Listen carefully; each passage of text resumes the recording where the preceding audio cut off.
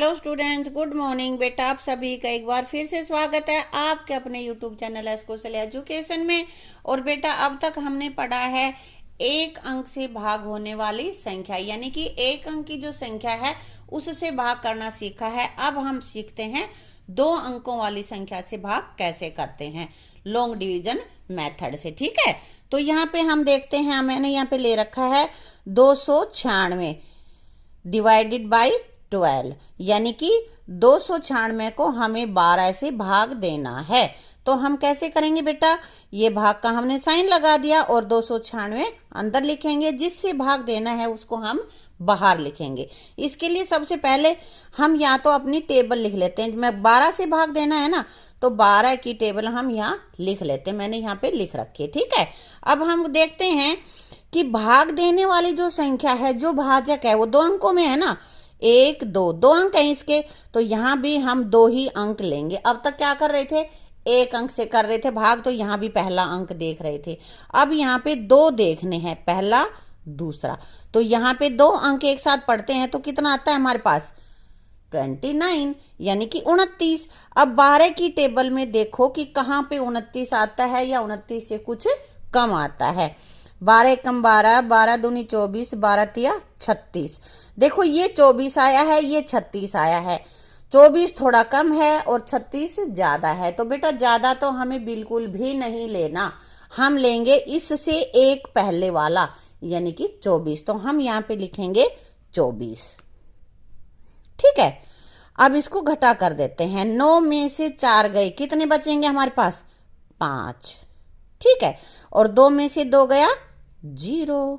ये घटा करना होता है हमेशा, बार बार घटा का नाम ही भागफल है, भाग है। तो यहाँ पे हमारे पास बच गया 5।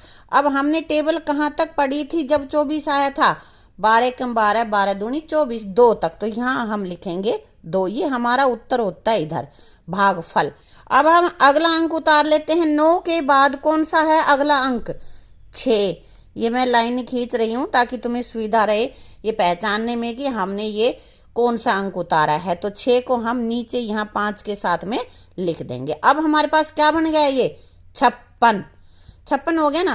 तो अब 12 की टेबल में देखो कि कहीं 56 आ रहा है या 56 से कुछ कम है। देखो यहाँ पे 48 आया है, यहाँ पे 60 आया, तो इनके बीच में ही होगा ना 56। तो 60 तो बेटा ज्यादा है, ज्यादा तो हम लिख नहीं सकते, कम लिखेंगे तो 60 से एक पहले वाला लिखेंगे। हम 36 नहीं लिख देंगे क्योंकि 48 भी इससे 56 से कम है। तो जो जहां पर भी ज्यादा आ जाता है उससे एक पहले का लिखना है हमें।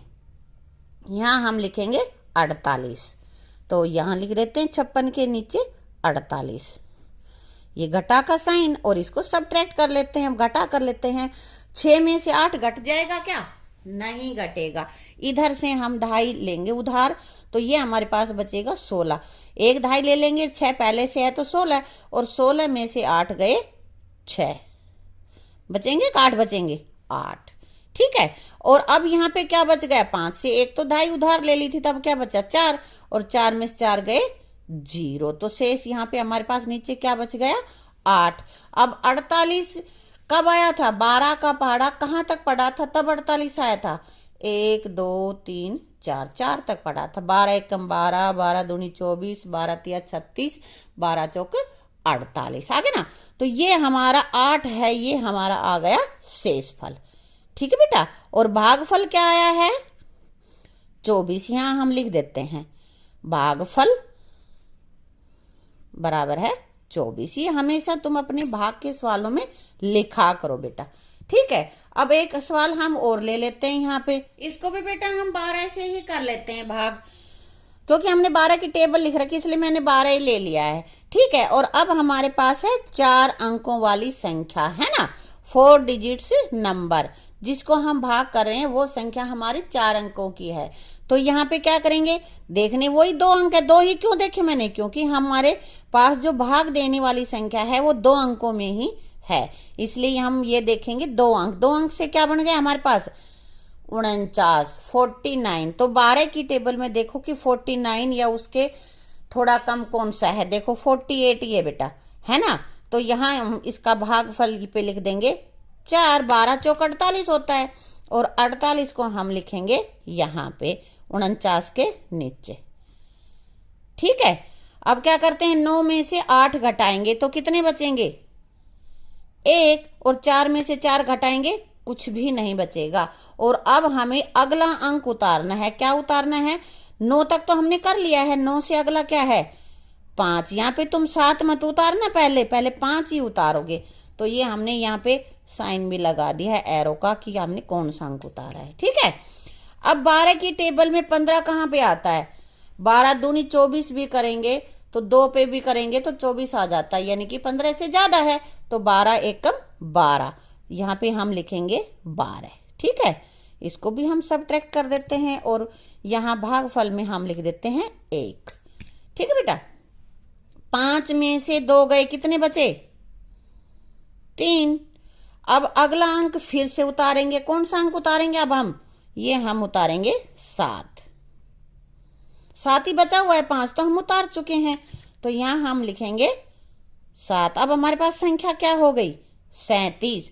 तो 12 के पहाड़े में, 12 की टेबल में 37 कहाँ पे आता है, देखो 12 तिया 36, 12 चौक 48, 48 तो लिख नहीं सकते, ज्यादा है, और 48 से एक पहले वाला लिखेंगे तो ये क्या है, 36, और 36 हम लिख सकते हैं क्योंकि ये 37 से थोड़ा कम है। ठीक है, घटा कर देते हैं, 7 में से 6 गया 1, और 3 में से 3 गए 0, तो ये हमें लिखने की जरूरत नहीं है। तो शेषफल हमारा आ गया 1, यहां लिख देते हैं शेषफल बराबर 1, और इसका भागफल कितना है बेटा, जो हमारा उत्तर आया है वही भागफल है। यहाँ पे मैंने लिखा नहीं है, 12 तिया 36, 3 भी लिखा जाएगा, 413।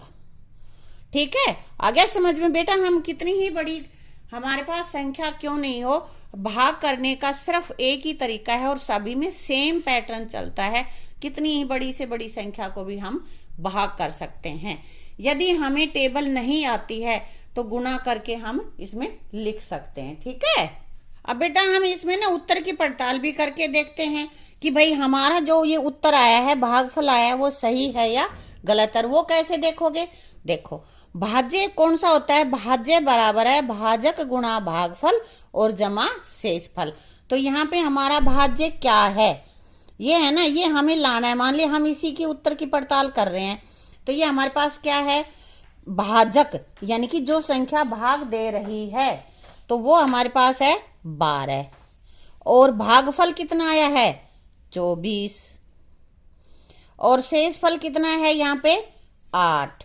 तो देखते हैं हमारा भाजक क्या आएगा भाई।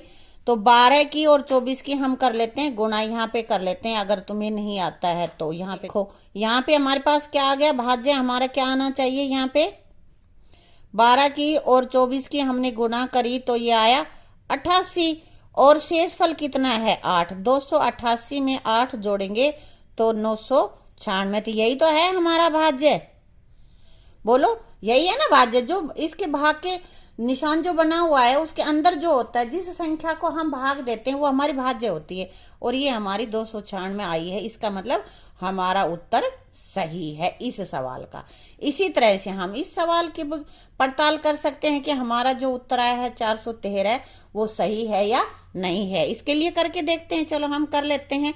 ये तो हमारे पहले सवाल की पड़ताल हो गई है, अब हम दूसरे की देखते हैं। यहाँ पे भाज्य लिखेंगे, देखो यहाँ पे भाजक गुना भागफल, भाजक क्या है, वही 12 है, 12 गुना 413 और जमा शेषफल। तो यहाँ पे करके देखते हैं भाई, 413 गुना 12, तो सबसे पहले करते हैं 2 से, 2 तिया 6, 2 एकम 2 और 2 चौक 8। अब अगले अंक से हम करेंगे तो यहाँ 1 लगा देते हैं, काटा 1 तिया 3, 1 एकम 1 और 1 चौके 4, इसको हम जोड़ लेते हैं। तो हमारे पास आ गया 6 5 9 4, यानी कि 4956। हमारे पास आ गया 4956 और जमा 1, कितना आ जाएगा उत्तर हमारा 4957। हाँ बेटा, तो देखो ये हमारा आया है 4957, यही है ना हमारा भाज्य। भागफल और भाजक की गुणा जमा शेष फल, और ये हमारा भाज्य आ गया, यही हमारा उत्तर है। ये देखो हमने गुणा करके यहाँ पे देख रखे, ठीक है। Thank you.